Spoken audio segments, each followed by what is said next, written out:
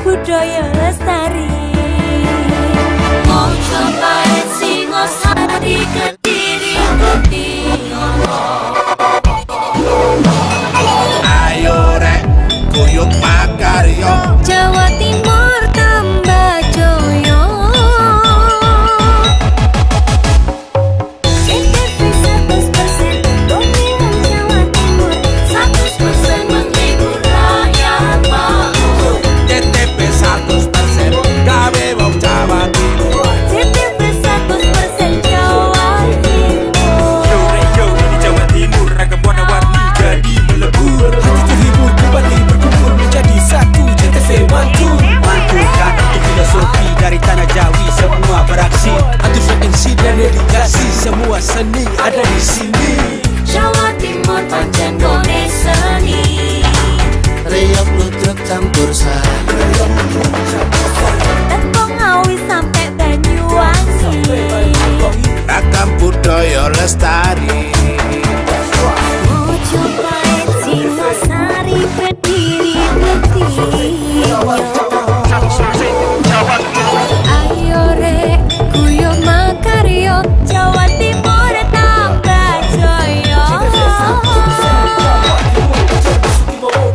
CTP 100% gone wong Jawa Timur. 100% menghibur rakyat makmur. CTV 100% gawe wong Jawa Timur. CTV 100% Jawa Timur. CTP 100% gone wong Jawa Timur. 100% menghibur rakyat makmur. CTP 100% gawe wong Jawa Timur. CTV 100% Jawa Timur.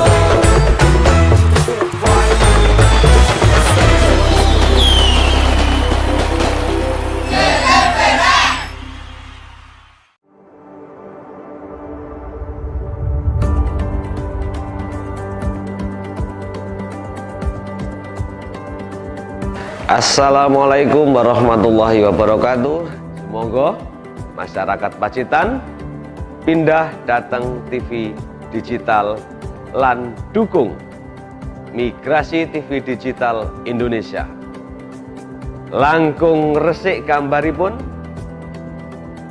wening swantenipun, canggih teknologinipun. Wassalamualaikum warahmatullahi wabarakatuh.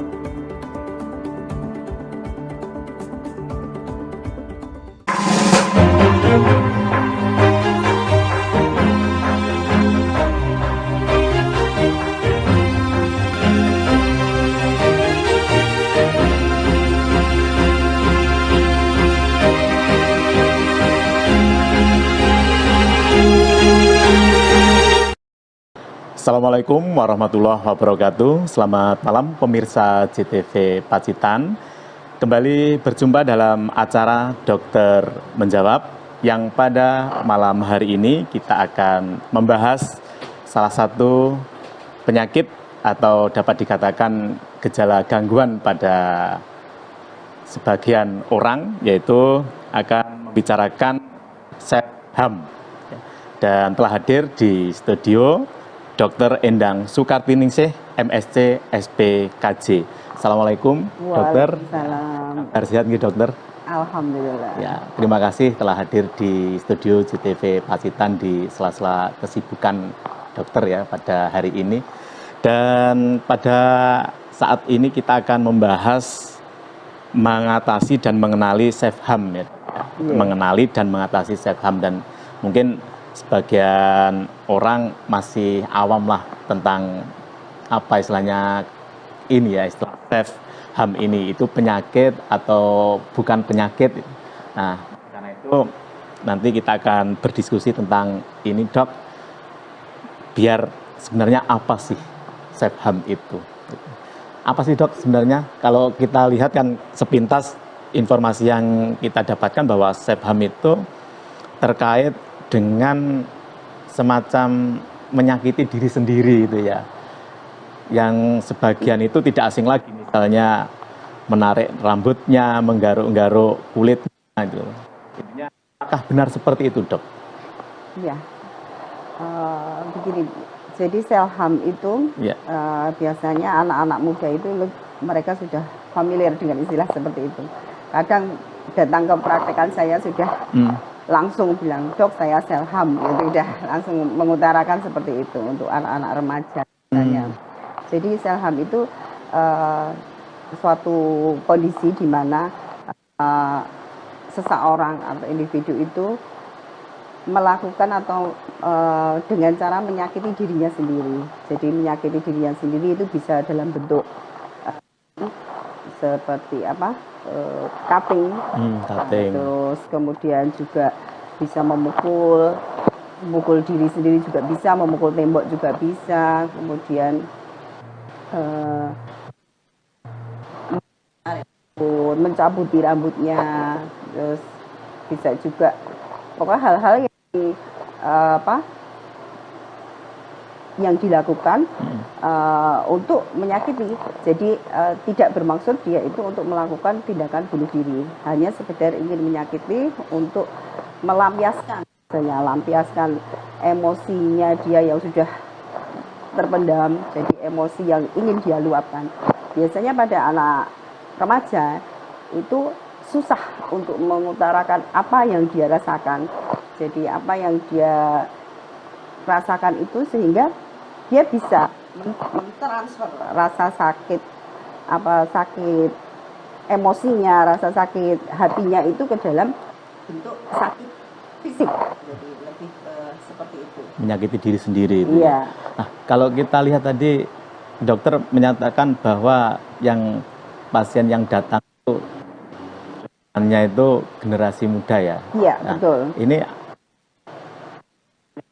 pola hidup atau gaya zaman sekarang gimana itu, Dok?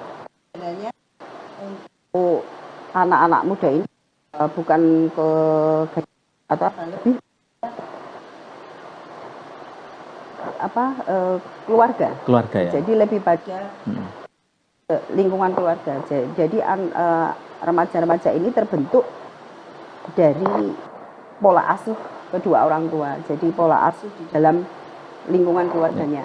Mungkin ketika ada permasalahan tidak tersalurkan, Betul. sehingga terakumulasi dan menyebabkan gejala seperti itu mungkin, Dok? Bisa. Jadi ya? anak-anak biasanya jadi pola asuh orang tua itu kan bermacam-macam. Ya. Ya, ada yang permisif, ada yang demokratis, kemudian ada yang otoriter. Ya, secara garis besar kan ada tiga ini yang bisa yang kita kenal. Jadi dengan pola-pola asuh orang tua yang sifatnya permisif, kemudian sifatnya otoriter, nah itu kan lebih banyak anak-anak ini tidak bisa berkembang secara baik, secara emosionalnya. Ya, mungkin juga banyak juga yang memang dia tidak diasuh oleh kedua orang tuanya juga. Misalnya untuk kondisi-kondisi di Pacitan seperti ini yang sering saya jumpai, orang tuanya merantau, kedua orang tuanya merantau sehingga dititipkan ke neneknya atau siapa yang ada di sini. Jadi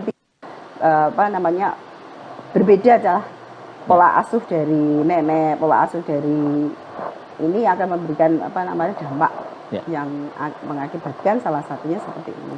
Dok, munculnya self-harm pada generasi muda ya atau siapapun yang terjangkiti itu ya. Itu sebenarnya terakumulasi atau langsung terjadi itu timbulnya itu? Ini adalah sesuatu gangguan yang terakumulasi. Jadi terakumulasi. Ya, terakumulasi. Jadi dari beberapa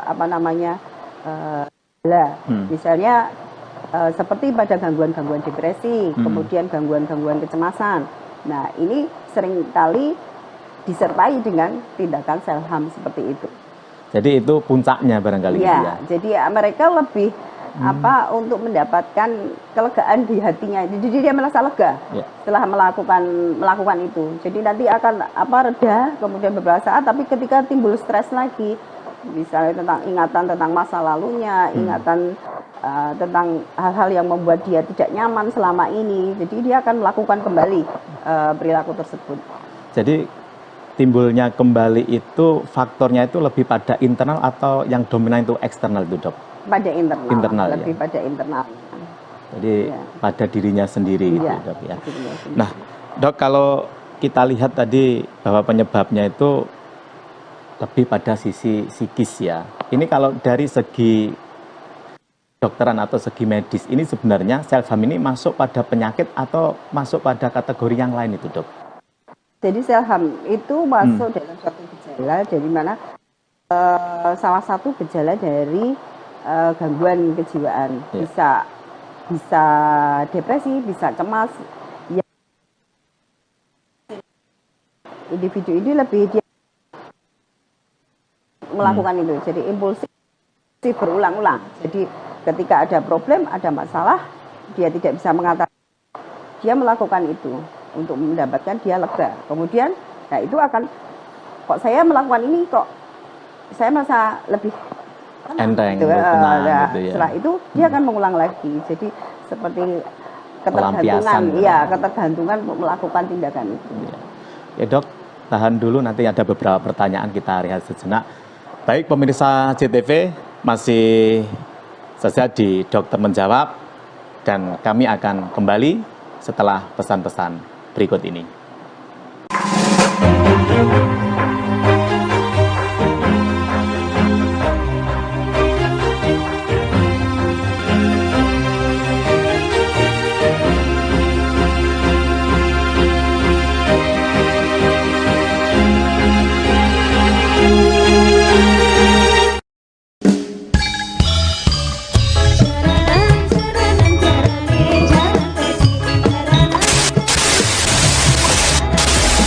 Nonton JTV tidak jelas.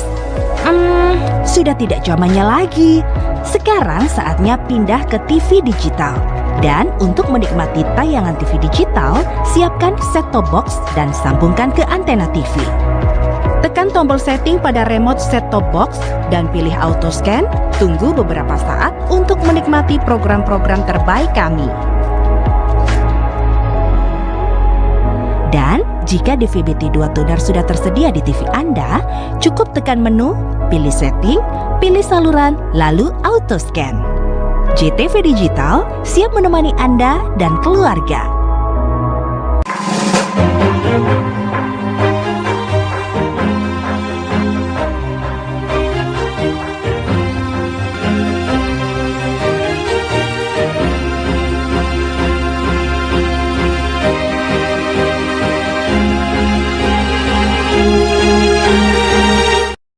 Terima kasih pemirsa JTV Pacitan, masih di acara kita Dokter Menjawab. Sekali lagi pada malam hari ini tamu kita adalah Dr. Endang Sukatiningsih, MSc SPKJ dari RSUD Dr. Darsono Pacitan.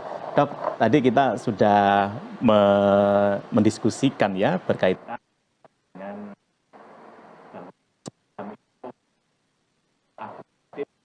apabila penderita seperti itu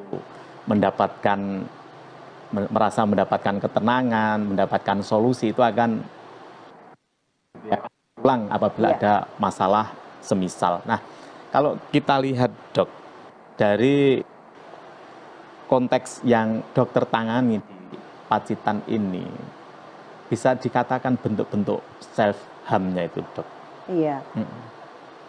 Kebanyakan mereka ini menjilat-jilat ya, dengan benda tajam, gitu kan. Kemudian seringnya juga mencabuti rambutnya sampai habis. Beberapa pasien saya begitu, lebih ke seperti itu mereka. Yang saya jumpai ya, mungkin ada yang disembunyikan juga yang mereka utarakan biasanya hanya itu. Padahal bentuk-bentuk lain itu banyak, misalnya seperti melakukan seks bebas, seks tidak aman gitu ya maksudnya. Kemudian juga ada yang dengan olahraga yang berlebihan misalnya. Terus kemudian ada yang sampai pengalaman dari teman, ada yang sampai keliling mall yang besar sekali itu sampai dia kelelahan. Nah, seperti itu. Ada yang seperti itu ketika dia mendapatkan suatu masalah atau ingin mengungkapkan emosinya yang tidak Jadi, bisa itu. bentuk-bentuknya Bermacam-macam bermacam memang. ya. Iya, Dan bermacam-macam. itu bisa dikategorikan sebagai self harm. Iya, betul. Kalau sekarang ini dok, misalnya gejala di medsos misalnya pamer ketika dia menyakiti dirinya sendiri, mungkin di video secara langsung itu juga apakah termasuk di dalamnya itu? Kan ada tuh itu misalnya itu nyilet itu misalnya itu bisa juga jadi, ya? bisa jadi seperti itu juga. Ya. Jadi Tapi kalau sering selfie itu tidak ya dok ya, di medsos itu bukan masuk self harm itu ya? Enggak sih Enggak ya? kalau selfie aja no. Enggak ya? Enggak, oke. Nah dok, kalau sudah terjadi ya, Iya. banyak pasien yang datang ke dokter. Ini sebenarnya penanganannya itu langsung dengan penanganan medis atau bisa dilakukan secara mandiri oleh yang menderita itu? Penata laksanaannya untuk gangguan-gangguan seperti ini, gangguan self harm ini biasanya di psikiatri kita memang ada dua. Jadi yang pertama kita menggunakan farmakologi atau psikofarmakologi, yang kedua memang dengan psikoterapi. Ya, untuk kasus-kasus seperti ini biasanya bukan termasuk yang ringan lagi karena sudah tindakannya memang membahayakan. Ya, walaupun dia tidak ada keinginan untuk melakukan bunuh diri, dia hanya ingin melampiaskan emosinya itu dalam bentuk rasa nyeri atau rasa sakit itu di fisiknya gitu. Jadi bukan lagi di perasaannya yang itu ingin dia sampaikan gitu. Nah, tapi tindakan-tindakan seperti ini kan jelas ini membahayakan untuk dirinya sendiri, walaupun itu tadi ya dia tidak bermaksud melakukan tindakan bunuh diri. Nah, kita akan bantu dengan pemberian obat-obatan. Biasanya kita bantu dengan pemberian obat antidepresan untuk kasus-kasus yang misalnya dia memang mengalami suatu gejala depresi. Jadi kita akan akan gali problemnya, permasalahannya, gejala yang lain yang nampak apa. Jadi kita akan mengatasi itu dengan bantuan farmakologi memang yang pertama. Kemudian untuk selanjutnya kita akan melakukan sesi psikoterapi. Jadi sesi psikoterapi ini kita akan merubah pola pandangnya, pola perilakunya terhadap problem yang dihadapi. Kalau pasien yang datang ke dokter ya, itu kan ini dari segi psikis ya, jiwaan itu datang karena dirinya sendiri atau ada pihak lain yang campur tangan sehingga dia perlu penanganan datang ke dokter itu. Gimana itu? Kalau untuk kasus-kasus self harm biasanya banyak yang anak-anak muda itu alhamdulillah dia sudah datang sendiri. Atas jadi kesadaran mungkin sendiri dengan ya? bantuan medsos ya banyak dia baca di medsos, Iya. banyak ini. Malah kadang-kadang sudah mulai mencari psikiater dia untuk datang sendiri, datang untuk melakukan konsultasi. Kenapa diri saya ini ya dok, kok saya baca ini gitu. Jadi biasanya seperti itu. Karena anak-anak ini kadang-kadang tidak terbuka dengan kedua orang tuanya. Kadang datang sendiri tanpa pendamping dari kedua orang tua. Gitu. Jadi penyebabnya tadi ya, kaitan dengan penyebabnya kan dari sisi psikis ya. Iya, dari sisi psikisnya. Yang dokter temui di Pacitan ya, pada pasien-pasien yang datang ke dokter itu kan memang tadi dikatakan misalnya ditinggal merantau, ya tidak mendapatkan proporsi yang lebih ketika mengeluarkan unek-uneknya kepada orang tuanya. Ada yang lain nggak berkaitan dengan misalnya pergaulan itu atau pleasure dari sejawatnya atau yang lainnya gitu dok? Iya, bisa juga. Jadi kan faktor intinya kan pada kepribadian dia. Jadi bagaimana dia itu seolah individu itu dia bisa beradaptasi terhadap problem atau masalahnya. Jadi kan pola adaptasi inilah yang dia pelajari. Dia pelajari dari parenting itu pola asuh orang tua. Dia juga bisa pelajari dari lingkungan yang ada di sekitarnya, lingkungan sekolahnya, lingkungan pergaulannya, itu juga bisa mempengaruhi individu itu pola adaptasinya itu dari lingkungannya. Ya, kalau berkaitan dengan konteks internasional, Dok, kan sering ya ada penyakit jantung, misalnya itu sudah menjadi isu internasional, ada hari khusus untuk memperingati itu. Nah, ini khusus untuk self-harm itu mendapatkan perhatian secara internasional nggak ini, Dok? Kalau yang khusus ini Ya. sih lebih ke hari pencegahan ini ya, pencegahan bunuh diri yang pencegahan kemarin bunuh kita diri ya. yang Jadi yang include di baru saja. dalamnya ya. Iya. Jadi lebih ke situ. Ya. Kalau dari dokter sendiri, ada upaya pencegahan itu ke misalnya, kan tahu ya yang datang itu dari kalangan anak muda misalnya. Untuk preventifnya, untuk pencegahannya sudah dilakukan bagaimana ini, Dok? Kalau yang sudah datang, maksudnya kalau yang sudah sakit, Ya. kalau yang sudah mengalami gangguan seperti ini, ya tadi dengan melakukan psikoterapi, merubah pola pikir dan pola pandangnya tadi, Ya. kemudian pola perilakunya itu. Saya biasanya memberikan tips bahwa dia harus merubah pola perilakunya dari awal. Jadi mulai sesuatu itu mulai terjadwal. Jadi mulai dari bangun tidur sampai tidur lagi. Ya. Jadi dari pola makannya, kemudian pola makan juga mulai harus diatur, tidak sembarangan. Jadi kadang-kadang mereka kalau gangguan-gangguan depresi tidak mau makan, jadi makan atau malah makan yang berlebihan. Nah, makan yang berlebihan kadang anak dengan gangguan depresi juga bisa makan yang berlebihan sampai akhirnya muntah-muntah gitu. Jadi ada yang seperti itu. Jadi mengatur pola makan ini yang pertama, karena memang kita mau sehat fisik maupun mental dari makanan, ya. Jadi pola makanan yang sehat, kemudian polanya juga teratur. Nah, ini pasti saya tekankan untuk pola makan. Yang kedua adalah pola aktivitasnya. Aktivitasnya termasuk olahraga. Jadi olahraga ini sebenarnya obat yang paling mujarab untuk segala macam penyakit ya, dengan olahraga. Memang dengan olahraga ini akan mengeluarkan semacam hormon endorfin. Jadi dia merasa ada kepuasan, ada kesenangan. Ya, gitu. Dari olahraga ini memang saya biasanya untuk rutinkan setiap harinya.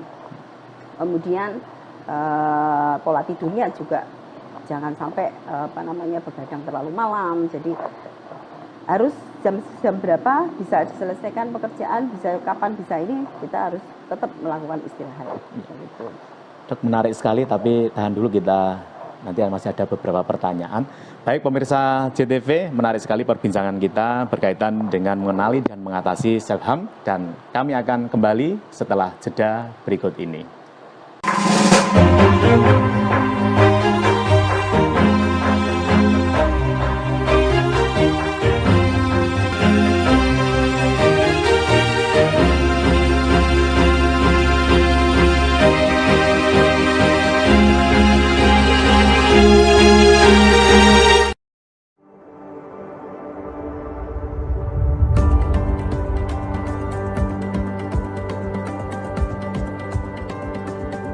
Assalamualaikum warahmatullahi wabarakatuh. Semoga masyarakat Pacitan pindah datang TV digital lan dukung migrasi TV digital Indonesia. Langkung resik gambaripun, wening swantenipun, canggih teknologinipun. Wassalamualaikum warahmatullahi wabarakatuh.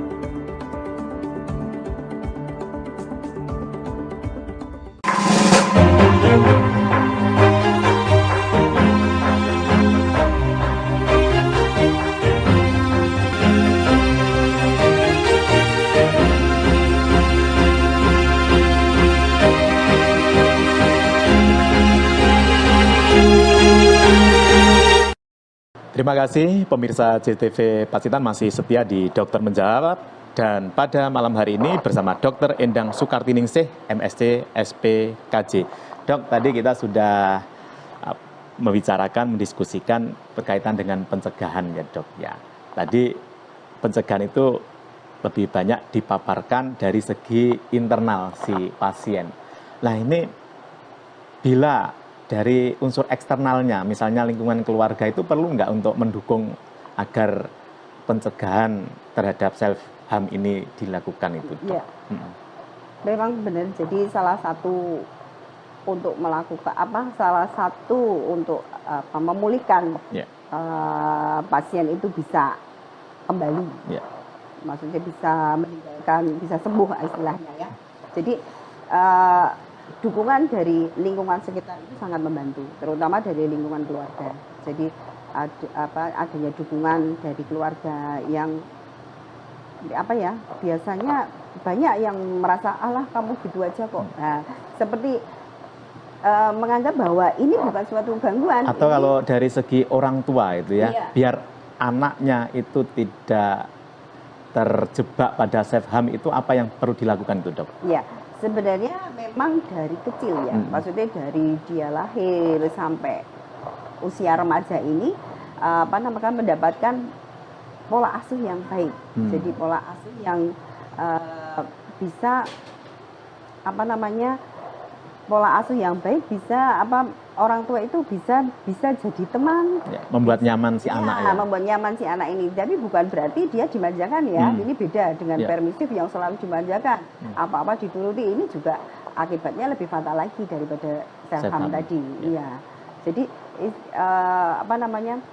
peran orang tua di sini memang sangat penting sekali dalam membentuk pribadi seorang anak. Paling tidak ketika anaknya itu curhat, ada permasalahan itu mendengarkan lah Ya, ya. gitu. Jadi Dan biasanya nyaman, kesibukan ya. orang tua untuk mendengarkan curhatan anak mereka itu kadang-kadang sambil lalu saja. Jadi dianggap sesuatu yang memang itu urusan anak-anak gitu. Jadi kadang-kadang inilah yang anak ini tidak mendapatkan tempat, tidak mendapatkan tempat di istilahnya, kok saya tidak mendapatkan perhatian yang saya inginkan gitu. Ya. Dok, tadi juga dikatakan kalau sebenarnya self harm ini bisa sembuh ya. Kalau dari segi medis, Dok, bisa dikatakan pada taraf sembuh itu indikatornya apa, Dok? Iya, bisa. Insya Allah bisa sembuh ya. Ya. Asal satu memang melakukan pengobatan secara teratur. Kemudian tadi untuk merubah pola pikir perilaku tadi dengan baik. Nah, itu memang kita jujur ini tidak seperti membalikkan telapak tangan yang sekarang ketemu psikiater besok sembuh. Tidak. Bertahap itu ya. Itu memang butuh proses waktu. Ya. Jadi yang pertama kan kita memperbaiki biologinya yang ada di dalam otak itu. Dan tadi penggunaan substansi jadi lebih menurun. Nah, sehingga dia tidak melakukan tindakan self harm kembali. Salah satunya memang itu pengobatan rutin. Kemudian selain itu dia juga ada usaha tadi merubah pola pikirnya, jadi pola-pola pikir yang selalu negatif menjadi pola-pola pikir yang positif. Kemudian kegiatannya dia lebih tertata lagi, olahraganya juga rutin. Kemudian juga ada dukungan dari keluarga yang bisa memberikan selalu mengingatkan mungkin termasuk minum obatnya, kemudian mengingatkan aktivitasnya dan lain sebagainya. Ya. Itu berarti harus dilakukan baik oleh dirinya sendiri maupun oleh orang tua atau lingkungan keluarga ya. Iya. Dok, kalau itu bisa disembuhkan ya, dan apabila sama sekali sudah tidak ada self harm pada diri si penderita, itu untuk menjaganya bagaimana, Dok? Itu biar tidak timbul lagi itu. Iya, itu tadi Pola-pola itu dipertahankan jadi, ya. Dipertahankan. Jadi pola aktivitasnya, pola pikirnya itu selalu dia pertahankan. Tapi kalau dari segi medis tidak harus mengkonsumsi obat terus-menerus itu ya? Ya, memang tidak. Tidak Kita ya? akan melakukan tapering off. Jadi dengan cara tapering off, penurunan dosis secara pelan-pelan sampai nanti akhirnya lepas. Ya. Insya Allah bisa. Untuk gangguan-gangguan yang sifatnya masih, tidak mengarah pada gangguan-gangguan yang psikotik atau gangguan-gangguan jiwa yang lebih berat lagi. Ya. Kalau dari waktu ke waktu, Dok, yang datang